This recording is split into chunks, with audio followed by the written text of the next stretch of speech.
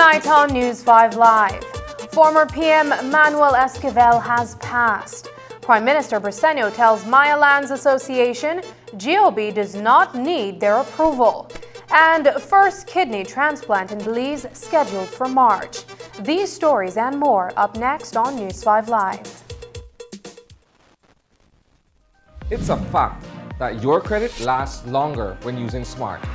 During these times, we're all trying to find ways to cut costs and save the little resources we have. With Smart, it's easy to do that. It's a fact that with Smart, your credit lasts longer. You can call Smart to Smart and Smart to Digi using your promo credit, while with the other guy, you can only call on-net, Digi, or BTL numbers. What does this mean? You get to call any national number using your promo credit. Your promo credit is free, so that call is also free. Know your facts. Don't be tricked by the other guy.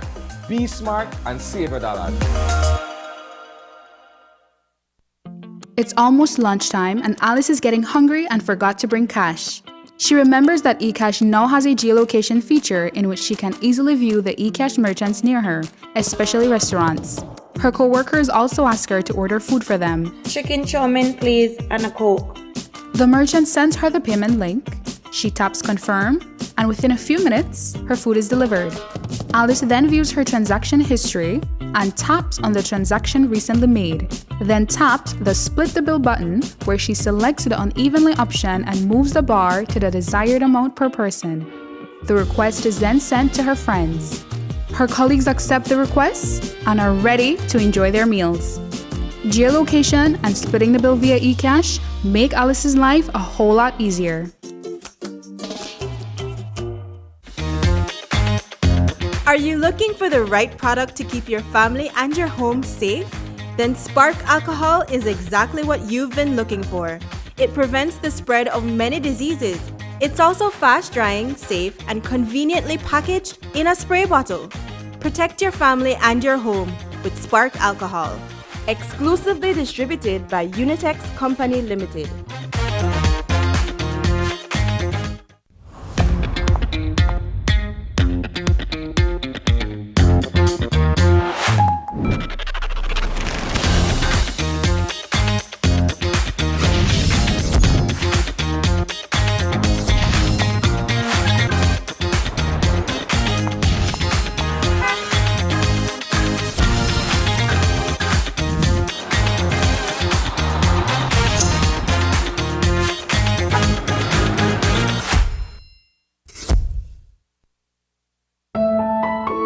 I never knew love until I found you. A fairy tale story that I thought would never come true. Join us on Friday, February 11th for Open Your Eyes' annual Valentine's Special. The show commences live from Smokies at 6:30 a.m. for a guaranteed time of fun, laughter, and love. But wait, that's not all. If you are ready to pop the big question this weekend to your significant other, we have an engagement ring for you. To participate, send us a private message telling your love story. Make sure to like and follow JEC Belize and Open Your Eyes BZ Facebook pages. A lucky winner will be selected this Friday. Don't miss Open Your Eyes Valentine's Special and start your morning right.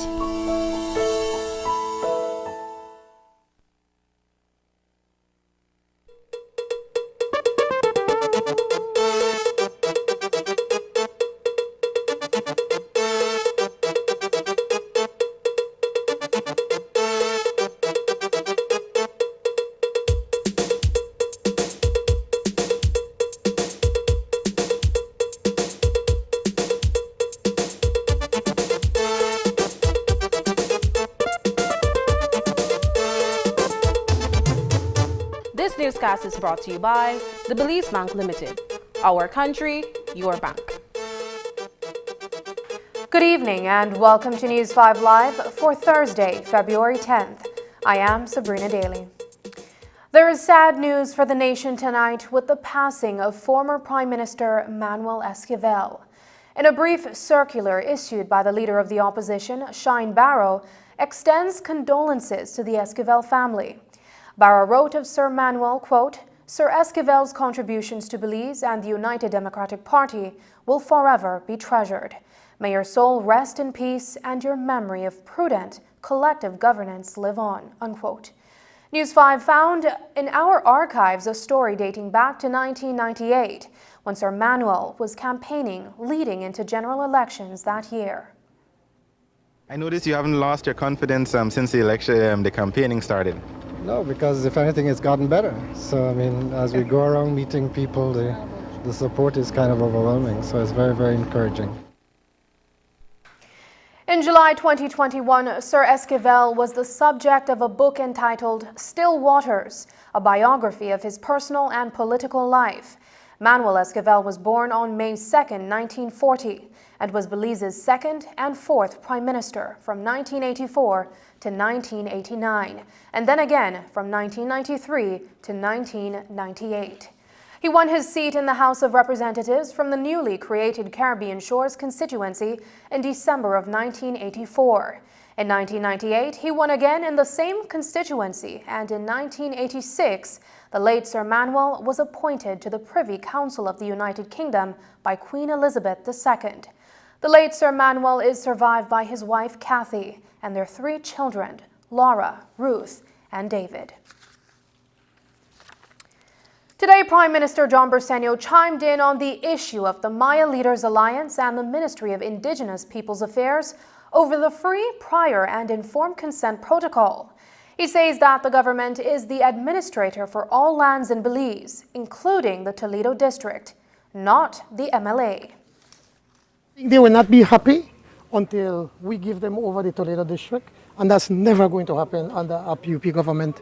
What we have done is what the CCJ has asked of us, is to set the FPIC, the free prior informed consent, which is basically a mechanism where we go with them and anybody that wants to do any kind of projects in that area, that they could go and present it to them.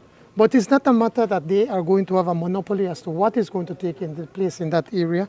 Toledo is a part of this country, and as a government, we have a responsibility to the people of Toledo. The consent, the way it has been structured or set by the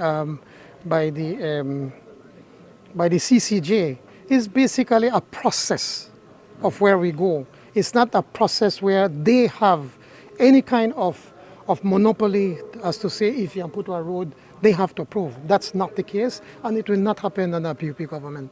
We have a responsibility. Could we end it here? We have a responsibility to this country. We have a responsibility to the people that live in the Toledo district. We have a responsibility to the Maya people to try to improve their lives. It's not only the MLA. The MLA is an association. We have that responsibility, and we are not going to abdicate our responsibility to the people of the Toledo district. Although it is not an official post in the Belizean Parliament, during an appearance on the Wendy Williams Show in the United States this week, Mesopotamia area rep Shine Barrow spoke of himself as, quote, the leader of the House of Representatives, unquote. Many view this description by the leader of the opposition as disingenuous. It also omits the reality that he enjoys the confidence of the 5 UDP area reps in Parliament, including himself. Today, Prime Minister John Bersenio chuckled, saying Shine misspoke during his self-promoting tour. I think he misspoke. He's the leader of the opposition, and by virtue of being the leader of the PUP and the Prime Minister, I'm the leader of the House. So you are the leader, so he took your name. That's okay. That's okay. I think he misspoke as usual. I was putting his foot in his mouth, but I guess hopefully he will learn soon. He's making a fool of himself, and they're looking at us as a laughing stock when he's there promoting, because he's there promoting himself, not promoting Belize. So we're talking about Belize, oh, he's a rapper, and come and now he's the leader, be Prime Minister. When he's not talking about Belize itself, the beauty of Belize, the people, the challenges, and things that we can be doing. It's a self-promoting tour and not about Belize. Chief Education Officer in the Ministry of Education, Diane Mejia, was asked today about Guatemalan children who study in Belize. For the better part of 2 years, these children have been learning remotely, and even though classes resumed to hybrid learning this semester, the process of getting them back into the classroom setting is not as simple. Some 224 primary school students from Guatemala are enrolled at the Mount Carmel RC School in Benque, and there are others in neighboring high schools as well. CEO Mejia explains the associated health concerns and how the ministry is ensuring that these students are not disenfranchised. The position of the ministry right now is that we are very much aware of the plight of these students. We certainly appreciate the need for our students and all students to be able to return to the classroom. We also are mindful of the fact that we don't have vaccination data on all of these students. We know that Guatemala does not have a mask mandate while we have a mask mandate. And we feel that we have been really deliberate, really cautious in our attempts to return our children to the classroom. So we are continuing to employ the caution, right? We are in contact, our ministry is in contact with the Guatemalan embassy. The principals are in contact with the parents. These students continue to receive online education, and we are going to bit by bit with being mindful of vaccine needs and protocols and, mask wearing, for example. Bit by bit, we'll begin to transition them back into the classroom carefully, right? So that it's not, again, just open the gates and have everyone flood in. We need to continue to be cautious, be mindful of everyone's safety and everyone's needs. We have an agreement with the Guatemalan government that we do provide education services to their students. So our concern has been to make sure that we are living up to that arrangement, right? So our position right now is not to negotiate testing. Our position is to make sure that we are continuing to provide the education services, and that as we continue to negotiate the safe return of students to the classrooms, that we do so for all students, the Belizean students as well as the Guatemalan students from across the border. According to this week's cabinet brief, the government will provide free testing for students needing to cross the borders to study. These tests are being provided by private companies such as the Belize Diagnostic Center. So, how will that work? Will the government be absorbing the cost? We in the Ministry of Health did not have the necessary hands, and our doctors and nurses and technicians are stretched thin and they are tired, and so it was felt best that be privatized and they be closely regulated by the Ministry of Health. Now that we're opening up the borders, we have decided that our students can go across the border, and if a test has to be done, that is going to be free of cost. Obviously, what we will do, we will work with an arrangement with the people that offer the service, and it will be at cost of the test itself. And we are not going to allow, and I don't think they will even ask that want to make a profit on that. So that is one thing. Secondly, we also have to say the children across that want to come to school. No, I mean, again, we are saying, let's opening up, let these kids come to school without having to be requiring a test. On the Guatemalan side, 300 quetzals, or about 85 Belize dollars, is being charged for tests to enter that country. Guatemalan authorities are saying that if Belize removes the cost for the tests for migrant workers and students entering the country, then they will do the same for day trippers heading to Guatemala. Coming up, the president of the Caribbean Development Bank says development cannot leave people behind. Details when we return. Digi, the premier name in voice and data, is also the country's leading provider of innovative services and solutions for small business and enterprise. At Digi Business, we offer solutions, tools, and applications to support your business needs. Reduce costs, improve efficiency, and excel in a changing world where no idea is too big and no task is too small. From technology advising to design implementation and management, our team of qualified solution sales and specialists can develop a reliable and robust infrastructure, allowing you to spend more time on what matters most, your business.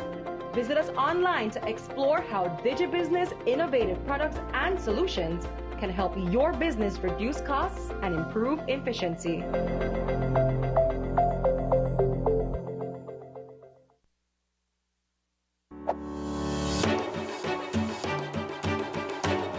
Small and medium enterprises, or SMEs, in tourism are invited to submit proposals for financial incentives under the Matching Grant Program, or MGP. The MGP is an activity under the Sustainable Tourism Program which provides funding to support projects that are beneficial to tourism, including COVID prevention, environmental, skills development, technology investment, marketing, or economic development. Targeted sectors include accommodation, food and beverage, transportation, travel trade, events and conferences, adventure and attractions, tourism services, tourism education and training, and other tourism-related services. Interested SMEs must complete and submit the required expression of interest forms for assessment and eligibility by February 21 at 4 p.m. Submit your expression of interest today. For more information, WhatsApp 67grant or 674-7268. Email grant.unit@belizetourismboard.org.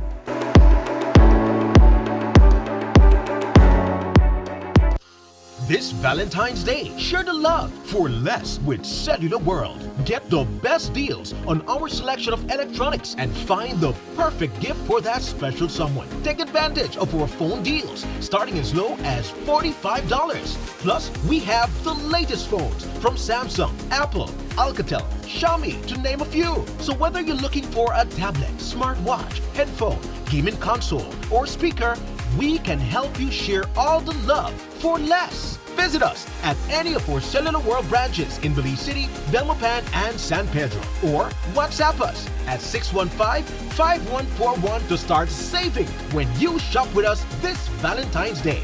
Cellular World. Low prices, more choices. New Year's is a time for us to make hearty resolutions that will help us better our lives, and then promptly forget about them. However, there are some resolutions we shouldn't forget about. Join us for our new series, 100%, where we'll be talking about being 100% in on things like our relationship with God, our spouses, finances, and more.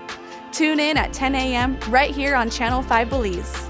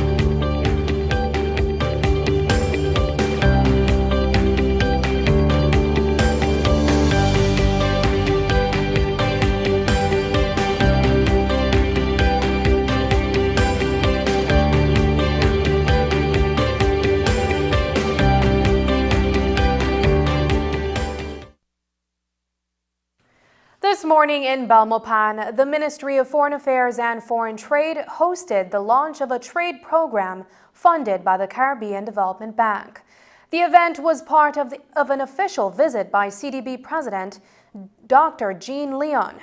With $3 million Belize dollars in funding under the initiative, those monies will go towards helping Belize to realize its agenda. News 5's Isani Cayetano reports. The Caribbean Development Bank remains an important partner in Belize's economic development. Dedicated to helping borrowing member countries reduce inequality and poverty through supporting inclusive and sustainable growth and promoting good governance, the CDB is second only to the European Union in helping Belize to optimize the use of its resources and expanding production and trade. The Caribbean Development Bank has a partnership with Belize that's older than 50 years. It is the second biggest donor and loan entity for Belize, and so it is a critical player in our economic development. Dr. Jean Leon is the new president of the Caribbean Development Bank.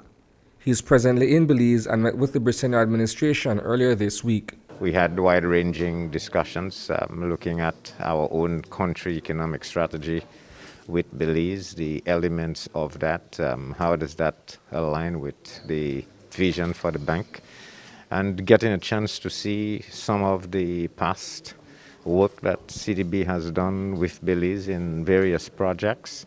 And I can mention one in particular, the Coastal Highway, that I think is a transformative project. On Tuesday, Cabinet met with Dr. Leon and his delegation to discuss the work of the bank in Belize and its efforts to enhance the partnership between Belize and the CDB in promoting private and public investment as part of Belize's agenda. Dr. Leon is looking at what we have been doing, what we have accomplished in 1 year, and I'm quite amazed at how we could have turned around the economy so quickly. That was never expected, not even the IMF, and certainly not the UDP expected us to be able to do what we have done. And he wanted to see firsthand. Belize continues to be one of their more important quote-unquote clients, and I'd want to take a first-hand look at what has been invested, but two, at what are the other opportunities that we can look from. So we're very pleased that he would have come along with his technical team. While in Belize, Dr. Leon is visiting ongoing and completed projects in infrastructure, health, climate change, education, and trade. We are going to be visiting the cacao growers in Toledo as well. That's equally a very strong element in terms of helping to reach vulnerable and more let's say more places where you have more distress, more poverty than not. And just simply trying to get a vision forward of a whole program that treats development as a broad-based area that does not leave people behind, whether it's in the social side, in the environmental side, in the productive capacity side, and equally in building institutional capacity. So it was wide-ranging in that regard, and I think I'm very pleased with the discussions, how it went. Earlier today, Dr. Leon participated in the launch of a US $1.5 million trade program funded by CDB and the European Union-funded EPA CSME Standby Facility. Reporting for News 5, I am Isana Cayetano. In court news, for the second time in 1 week, 2 men who had been convicted of murder in separate trials have been handed down sentences of life imprisonment. Southern District Session Judge Justice Antoinette Moore sentenced Nicholas Suazo to life behind bars for the April 16, 2016 shooting murder of gang figure Gerald Shiny Tillett. Tillett was gunned down at the Wadani Recreational Center in Dangriga. Suazo was found guilty in 2021 in a trial without a jury. The life sentence took effect on Wednesday. Suazo will be eligible for parole in 30 years. Suazo was defended by attorney Oscar Salgado, while senior Crown Counsel Javier Chan prosecuted. In a separate matter last week, Justice Moore also sentenced Christopher Bradley to life imprisonment after he was convicted of the murder of 68-year-old Martha Gonzalez, a vendor of Pomona Village, Sand Creek. Her body was later found in a latrine behind Bradley's house. Bradley will be eligible for parole after he has served 28 years behind bars. Bradley was convicted in September 2021 and was given time to present his mitigation plea before he was sentenced. That case was presented by Crown Counsel Reese Catus, and Bradley was represented by attorney Oswald Twist. Since she retired from office late last year, the Briceño administration has not been able to find a replacement for the Auditor General. Dorothy Bradley was the first female to hold the post when she was appointed back in September of 2011, that is, and carried out damning audits under the UDP administration. With no one behind the wheel at this time, PM Briceño was asked if a contract would be extended to Bradley. I didn't speak with her before she retired, and at that moment she was of the opinion that she thinks she needs to rest. Okay. If she reconsidering, probably she is. The problem or the challenge that we have is that trying to find a suitable candidate at this time. And so if she were to be asked to stay on at least one more year until we could find a suitable candidate, I would not be opposed. But then it is worthy of opposition because you cannot have somebody who should hold the government to task on a contract, because then, as you know, you criticize the Barrow administration for contract judges. Many times you cannot have people whose job must be independent working on a contract, and maybe I'll get renewed, maybe I'll not get renewed, maybe they pull my contract. They must have tenure. But this case is different. And I say no, I'm serious. I'm not arguing with you. It is different in this instance, simply because first she refused. She said, it's time to get somebody else. And we have been having some issues in trying to find an adequate replacement. And it speaks no ill will about the people that are there presently, but we believe that they may need a little bit more of experience. So for her to be asked to come back for one more year, what can she do in 1 year? I mean, should she do anything out of the way? The new contractor general that supposedly will be more independent, in your words, not mine, can come and investigate anything. So it's just only for 1 year that, if that is going to happen, the FinSec has not appraised me on that matter. While GOB has been having issues finding a new Auditor General, when it comes to the Integrity Commission, PM Briceño confirmed that the names of the members have been forwarded to the Governor General. He says that the chair of the commission is Andrea McSweeney. That has already been filled. I don't have the names here with me, but I think McSweeney, she's going to be Andrea McSweeney. Andrea McSweeney was going to be the chair, and I know that Ms. Zoe Cetina is going to be there. Rick Mogel. Those are the people that have come to me. We've sent the names already to the Governor General. Okay, how soon will it be functional or operational? Because you're over a year in government. It should be. I would want to see it yesterday. No, it's just a matter of waiting for the Governor General to send out the actual instrument of the appointments. Prime Minister John Briceño is the minister responsible for broadcasting, and one of his many family businesses is Centaur Cable, headquartered in Orange Walk. Reports are that Centaur is now providing cable services in the south and north, and then recently CCV absorbed CBC, creating what some perceive to be a monopoly in the Belize and Cayo districts. Today he was asked whether he must remove himself from that responsibility, as it may be seen as a conflict of interest. I don't remember you objecting when we bought over your father's company here in Orange Walk, because it was a part of our strategy in trying to be able to be financially viable. You need to have numbers. You have to grow with the number of customers, and that is what we have been doing. But doing that, then it also allows us as a company, a center, to be able to provide a better service, that we have more the cash flows to be able to invest, because it requires a heavy investment. But I think what you forget to point out, and I think deliberately, is that cable is, as you know, you were on the board for many years, that cable as an industry is it is regulated. So it's not that you can tomorrow do as you wish. You have to get the approval of the regulator, which is the broadcasting authority. Secondly, also, what influence can I have? You know the BBA, you know how it works. So for you to try to create that, again, your usual self trying to be mischievous over something that does not exist. After the break, Senator Osmani Salas thanks the Senate for the many changes happening in that legislative body. But first, here's a look at the latest COVID-19 figures.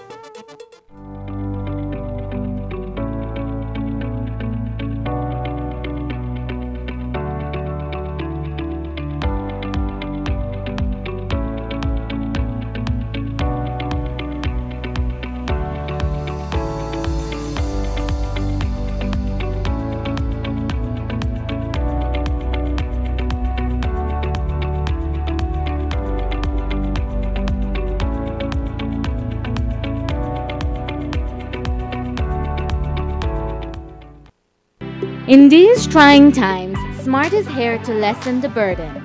Smart's reduced roaming rates save you while traveling. Calls back home are a low 35 cents per minute when visiting Canada, the US, and Mexico, or pay as low as 50 cents for calls when visiting countries in the Caribbean, Central, and South America. For the month of February and March, enjoy an unbelievable low rate of 30 cents per megabyte when roaming with mobile data in Canada, the US, Mexico, Central America, and the Caribbean. Whether you are a business traveler, studying abroad, visiting loved ones, or just traveling for pleasure, Smart's new roaming rates have got you covered. Roaming in China, Europe, Central America, South America, and the Caribbean is as low as the cost of making a local call. It's that low. Smart's roaming coverage continues to grow, so you can also enjoy affordable roaming rates in several destinations across the globe. For more information on rates to other countries, visit our website or call 1090 for more details before you travel. Smart, bringing people together. La Unidad de Energía del Ministerio de Servicios Públicos, Energía, Logística y E-Gobernanza realizarán una encuesta nacional sobre el uso de la energía del 2 de febrero al 20 de mayo de 2022. La encuesta abarcará todos los sectores económicos de Belice y la información recolectada será usada para apoyar políticas energéticas y ayudar a planificar un futuro sostenible para el sector energético de Belice. Si su hogar ha sido seleccionado, un encuestador visitará su casa con una identificación. Las empresas recibirán un cuestionario en línea para completar. En ambos casos, el ministerio solicita su amable colaboración. Esta encuesta está financiada por una subvención del Fondo Mundial para el Medio Ambiente, por medio del Banco Mundial como organismo ejecutor del proyecto, dentro del Proyecto de Resiliencia Energética para la Adaptación al Clima. February is all about Honda.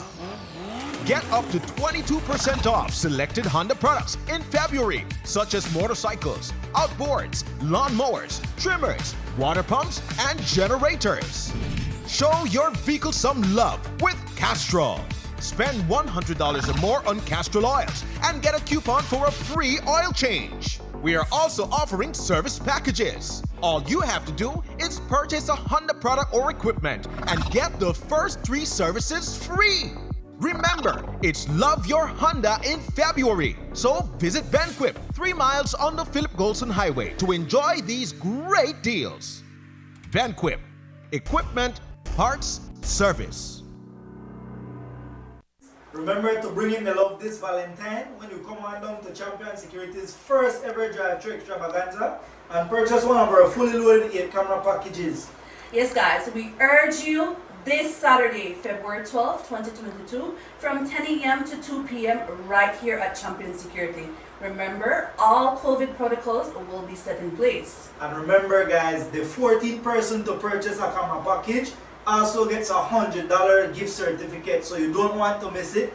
Please come on down. Champion Security, where your safety is our business. Who offers the best mobile experience in Belize? You don't know? Well, the truth is, Digi, our national telecom, of course. Digi has the largest mobile LTE advanced network with over 96% countrywide coverage, offering the fastest mobile LTE data speeds at the most affordable rates with mobile plans that fit your lifestyle. The truth is, only Digi gives the ultimate mobile LTE experience. Visit your nearest Digi store to join the bigger, better network today. Digi, our national telecom. Visit us online at www.livedigi.com.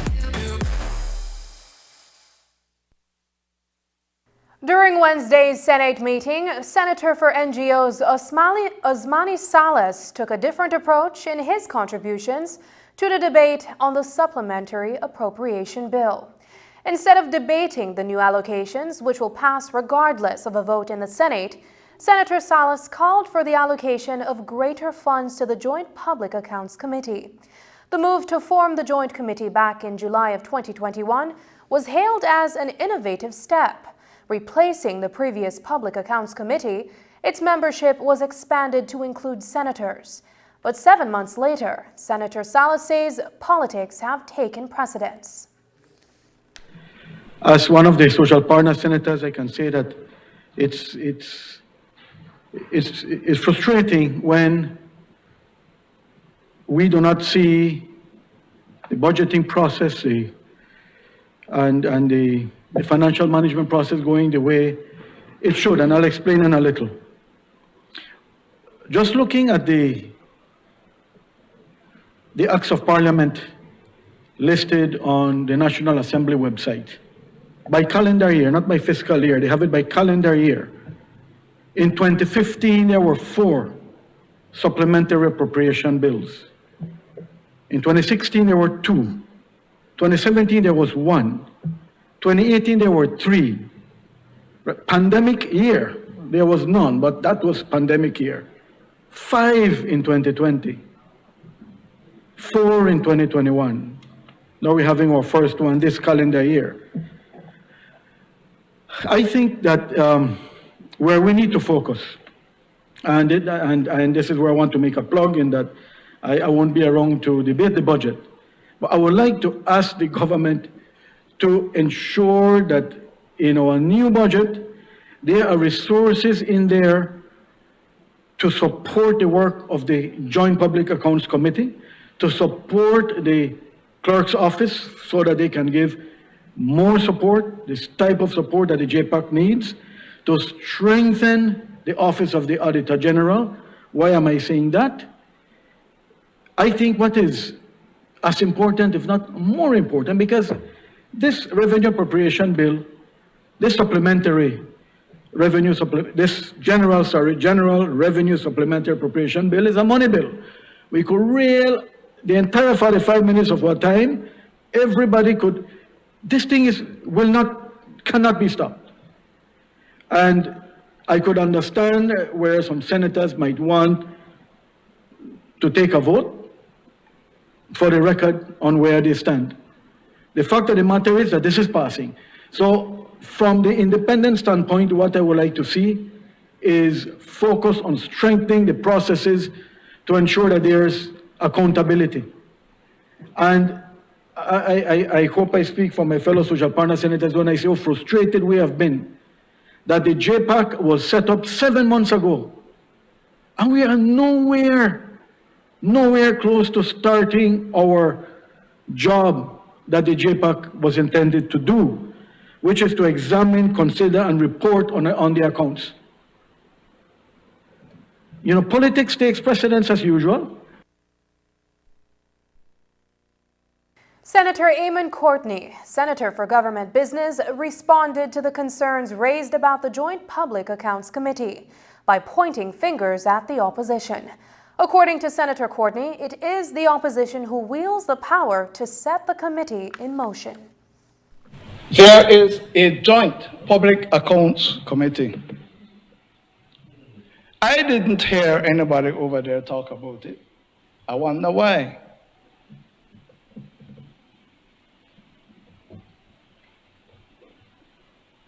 Senator Perfit, you know who chaired the Joint Public Accounts Committee? I'm sure you'll tell me. The purpose of the Joint Public Accounts Committee is to exercise oversight over public expenditure. Chaired by Tracy Tega Panton, United Democratic Party. You hear Senator Salas? 7 months and absolutely nothing has been done because you all didn't make a quorum. Now you all, yes, it's been fixed, so sit down and listen. The chairman of the Joint Public Accounts Committee is Tracy Tega, UDP opposition. The majority of the members are not government people. You all have the majority, you have not met, and you come here and hurl words of hustle. You, Senator Perry, as a chairman of the United Democratic Party, you should get Tracy Tager to do her work and call the committee to scrutinize what has been done. As we told you last night, Senator Osmani Salas, the senator for NGOs, has tendered his resignation from the Senate to take up a position at the World Wildlife Fund as the country lead for project finance for permanence. Senator Salas has served in the Senate for the last 5 years. As he made the announcement of his departure during Wednesday's Senate meeting, Senator Salas made note of the improved culture within the Senate over the last year. I must mention that I highly appreciate what I characterize as the refreshingly inclusive leadership, actions of the leader of government business. I must thank you, Minister Courtney, for being a good listener, for ensuring that as senators, we have the opportunity to express our genuine concerns on bills. And one thing that I must say has happened during this current session of the Senate is that I have seen several instances where when senators have expressed genuine concerns on bills, those have been, the pause button has been hit. Those have been either put off the table or left in committee so that there's a chance to improve on them. I think that's very refreshing, and I look forward to that continuing. I also must recognize and thank Madam President for your dedicated leadership, how hard you have been working along with your counterpart in the House, right, Madam Speaker. Madam President, I have seen you working hard to ensure that the Senate gets the respect it deserves, and I look forward to you continuing that effort, Madam President. In Cabinet news, Minister of Foreign Affairs Eamon Courtney reported on the reopening of the land borders and seaports to the fully vaccinated. He indicated that since February 7th, 5,000 people have arrived or departed Belize through these border points. The Minister of Public Utilities, Michelle Shabat, gave an update on the settlement reached with the Christian Workers Union on behalf of the stevedore at the Port of Belize. The Ministry of Health and Wellness gave an update on vaccination numbers and said those aged 12 to 17 are now eligible for boosters if their last shot was 3 or more months ago. Cabinet mandated that COVID-19 rapid tests be given free of cost by the Ministry of Health and Wellness to Belizean students traveling for purposes of study in Mexico and Guatemala. Students will be required to show a valid student identification card as proof of enrollment in an educational institution. Cabinet approved Belize's signature and the subsequent ratification of the Caribbean Community Agreement on the return or sharing of recovered assets. Cabinet also endorsed the plan of action for Belize's chairmanship of CARICOM for the first half of 2022. Belize will host the 33rd intersessional meeting of CARICOM heads of government in San Pedro and Burgers Key on March 1st and 2nd. The CARICOM and SICA Leaders Summit immediately follows on March 3rd. Just ahead, Orange Walk High School students gets a new building. But first, here is a weather update with data from the Belize Met Service.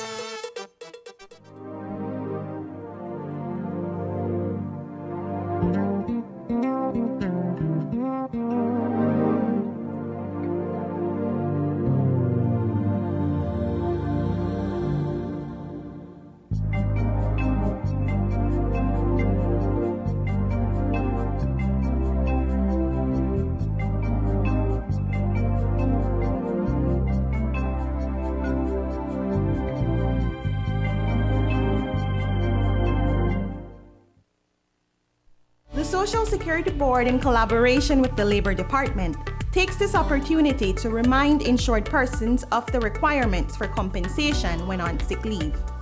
Any employee who has worked with an employer for at least 2 months is entitled to 16 working days of sick leave with full pay every year. This is how it works.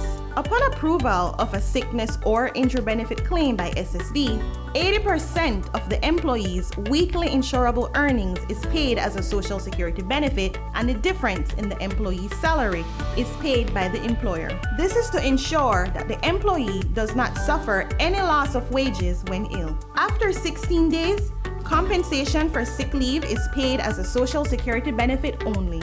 Some conditions apply. This message is brought to you by the Social Security Board and the Labor Department. Social Security Board, safeguarding you, your family, your future.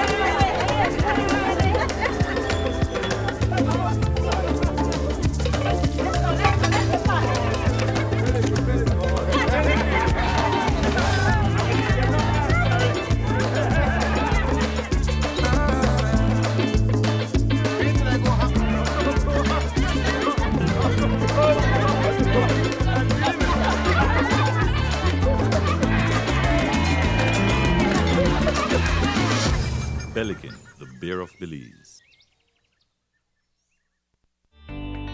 Taking its name from the venerable father of the nation, the George Price Highway stretches 77 miles from Belize City to Benque Viejo.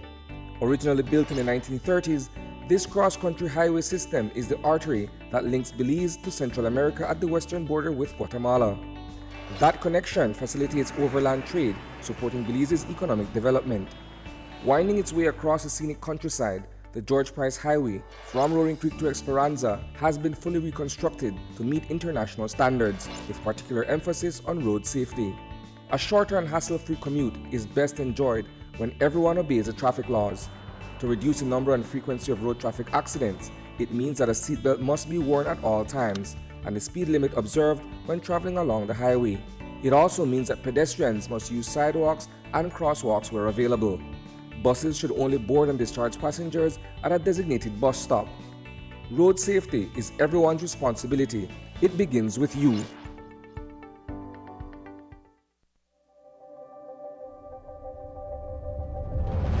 Bringing people together has always been SMART's mission and passion.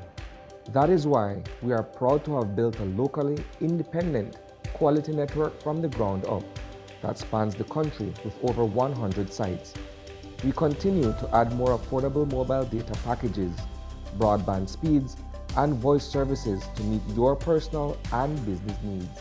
SMART has set the standard of true competition with the most competitive prices on all services offered. We invite and welcome you to join the SMART family, where the value for your dollar matters. SMART will continue bringing new technologies, more affordable prices, network expansions, and people together. SMART, bringing people together. Today, a new building with 8 classrooms was officially inaugurated at the Orange Walk Technical High School. The project, which is valued at $1.3 million, supports the Sustainable Development Goals, which calls for quality education for all. News 5's Dwayne Moody reports.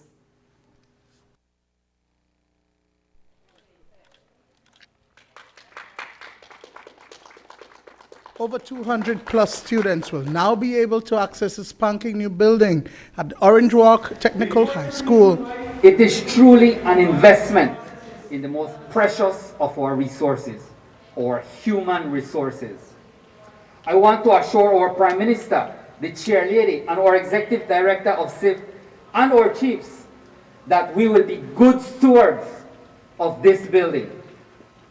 I can only imagine all the productive citizens of our country that will be formed in these very same classrooms. For some, this is only a school building, but for us, it is our tomorrow. The $1.3 million project was implemented by the Social Investment Fund through funds from the Caribbean Development Bank and the Government of Belize. Chair of the Board of CIF is CEO Narda Garcia. CDB is one of Belize's funding agencies that contributes to the development of Belizeans and the national development of Belize. This is accomplished via its sub-projects in the area of education, health, water sanitation, and hygiene under the auspices of the Board of Directors. Sub-projects are aimed to address the critical or the fundamental needs of Belizeans and to create opportunities for Belizeans to integrate in the national developmental grid of Belize. The school, which was established in the early 1980s, sits within the Orange Walk Central constituency. PM John Briceño, in his remarks, honored the vision of his father. He felt that it was important for a growing community to set aside an area that we can develop for the young people of this country. And that's how he came across with this idea and this vision. And when Orange Walk Technical High School was built and opened, he was the Minister of Education at that time. So Technical does play a very important, holds a special place in my heart, because I know where it started. We want beautiful facilities, of course, but what is most important is what happens inside of those classrooms, where the teachers can transform these kids into being uncertain about their future to giving them that feeling that, yes, we can do things, we can do better with our education. Dwayne Moody for News 5. Jazz After Dark, a Valentine special, is a 1-hour virtual Valentine musical special that will get you in the mood for love. Angelis, jazz vocalist, and her team partnered with a group of Belizean entrepreneurs to get you ready for Valentine's Day with live jazz music and special deals on gift ideas. The show will be streaming Monday at 8 p.m. Angelis made an appearance on Open Your Eyes, where she told us more about the event. We do have, oh my goodness, you have to tune in, and it's gonna be aired through DJ's Facebook page also. Okay. So my page, Angelis, Facebook, that Angelis, and there will also be on DJ as well, because they're one of our partners. Okay. In this. So tell us about putting together this show. Well, it was my vision, it was my dream to do something different in Belize. I mean, at least from my time being, on this earth, I have not seen it done in Belize, where you have a virtual event and people would order in special items, like your grazing board, because that's what I'm doing, collaborating with these small businesses. And I have a real soft spot for our small businesses, because when I listen to their stories, it's the stories that you hear. It's so inspiring how they come about. So I'm collaborating with I Love Grazing Boards. So you can get your grazing boards. You can order it now. Don't wait until the show. Order, because people are, you want to be able to get that. That's true. I got to call her. We've had her on the show before, so let me I got to make sure I get a little special space. And then we have Sangria Mia, we have Candles by Kate, and these are all like locally made products that they're luxury products. And then we have, like, for example, like with the prizes, we have Emilio Pereira. He's donating 2 of his designer bags that are handmade. I looked at that and I was like, oh my God. That. There it is up on the screen. Amazingly talented. Yeah. Up next, planning the first kidney transplant in Belize. Meet the doctor who will perform the operation. Stay with us.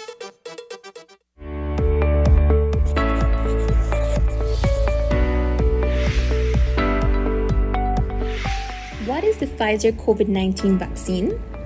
The Pfizer COVID-19 vaccine is an RNA vaccine that triggers our immune system to develop antibodies against the SARS-CoV-2 virus that causes COVID-19. It helps to reduce hospitalization, severity of the disease, and death. What is the Pfizer vaccine made of, and is it safe? The Pfizer vaccine is made up of mRNA messenger ribonucleic acid, which are molecules that carry the genetic information needed to make proteins, lipid, salts, and sugar. It is safe for persons 12 years and older and does not contain the COVID-19 virus, hence cannot cause infection. Tests have shown that the vaccine is effective against current virus variants. Who should take the Pfizer vaccine? The Pfizer vaccine should be taken by persons 12 years of age and older who do not have severe allergic reaction after a previous dose of vaccine or have not had severe allergic reaction to any ingredient of this vaccine. 2 doses of the vaccine are required 3 weeks apart. If you are between the ages of 12 and 17 years, you are required to present a signed consent form before you are vaccinated. What are the side effects of the Pfizer vaccine?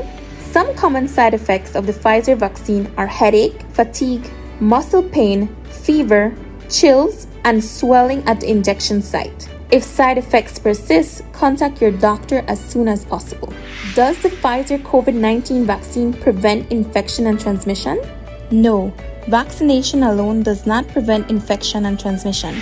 We are still required to continue to wear masks properly, physically distance, wash and sanitize hands often, practice proper coughing and sneezing hygiene, and avoid crowds.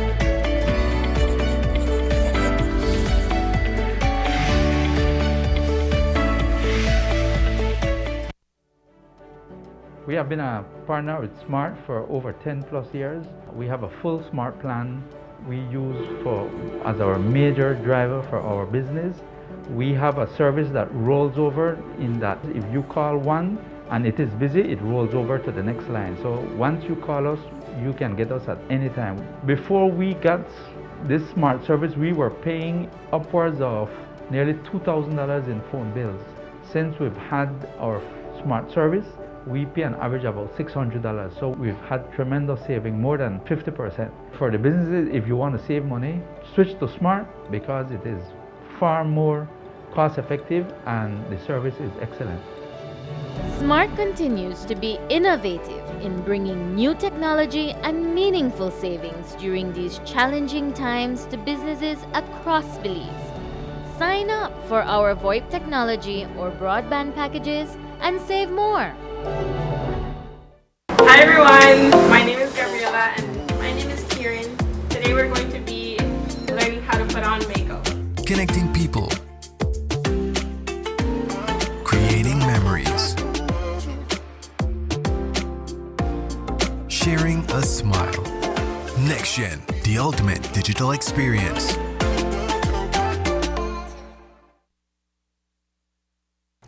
Turning to health news, it is a surgery that has saved countless of lives over the world for people whose kidneys have stopped functioning. Now, kidney transplants will be available to patients right here in Belize, with the first ever life-saving procedure to be performed at the National Referral Hospital, the Carl Huchner Memorial. News 5's Marian Ali sat down with the urological surgeon, Dr. Byron Simmons, who wants to start a viable, sustainable kidney transplant program at the hospital. He has studied the functions of the liver and kidneys and says he has performed countless kidney transplants abroad. Now, urologist Dr. Byron Simmons says he is ready to start transplanting kidneys in patients in Belize. He says the KHMH has the infrastructural capacity to give patients suffering from renal failure an alternative to the very expensive hemodialysis treatment. One, it's cheaper than dialysis. It's definitely cheaper. It has been proven over time. Two, kidney transplant offer longer life than dialysis. The average lifespan, obviously you have different persons that have different survival rates, but the average lifespan on dialysis is 5 years. Whilst if you were to transplant a living donor, kidney from a living donor, the expectancy of that kidney, not the person, but the kidney, is between 12 and 20 years. Wow. And moreover, the quality of life is exponentially better on transplant than on dialysis, because patients on dialysis are basically condemned to come 3 times a week to receive dialysis. Their general health deteriorates considerably, whilst a person on that has been transplanted basically goes back onto life and lives normally. The same applies to pregnant women and children who have received kidney transplants versus those who have been on dialysis. Currently, there are 120 patients whose dialysis treatment is subsidized by the government and hundreds more waiting to get on the list. And for patients who have serious doubts about going under the knife, Simmons says that just like with most surgeries, there will be an element of risk, but kidney transplants are generally straightforward with a high success rate. It would basically require 2 sets of surgical teams. One team that would do what we call the donor nephrectomy, or in other words, would remove the kidney from the person that's donating the kidney, and simultaneously in an operating room next door, we'd have the implant or the receptor surgery, whereby the second team, led by myself, would be preparing the patient, already advancing the surgery, whereby when the kidney is removed from the donor, we immediately receive it, prepare it, put it in a special preservant. In this case, we use a preservant that's called custodiol, and we prepare the kidney, and immediately after it's prepared, in a matter of minutes, we start to implant onto the receptor. And amazingly enough, with patients that have not ever produced urine for the last years or whatsoever, immediately as we implant the kidney, it starts producing urine. So, if you need a kidney, who can be your donor? They have to be compatible. And compatibility can be determined by siblings, parents, family members, uncles, so forth. Those are the more compatible. But anybody can be compatible. There's a possibility of being compatible once they have the same blood type.